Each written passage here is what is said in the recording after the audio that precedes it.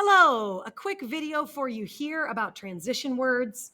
Very short one here just to point out how we use transition words in the literary analysis paragraph that we're writing right now in seventh grade. So this was my sample essay that I've been sharing with students. It's about the Fable by Arnold Lobel.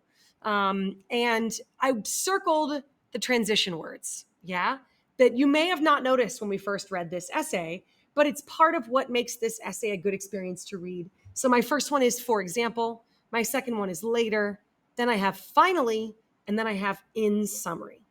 Okay?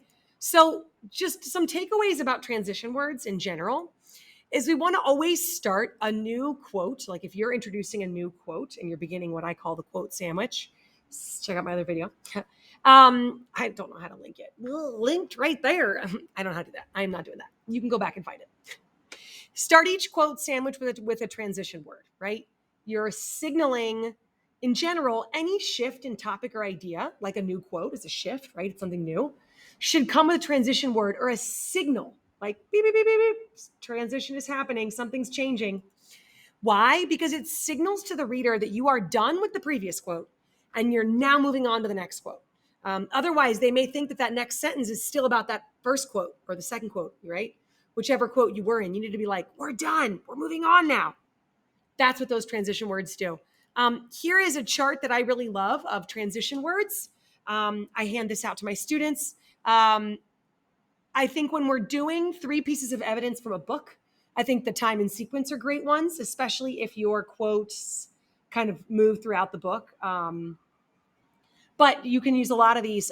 But for example, could work. Meanwhile, ultimately, during, additionally, those are maybe better. Additionally is good for like a second or third quote. Later on is great for a second or third quote. Initially is a good first quote or first. They kind of flow.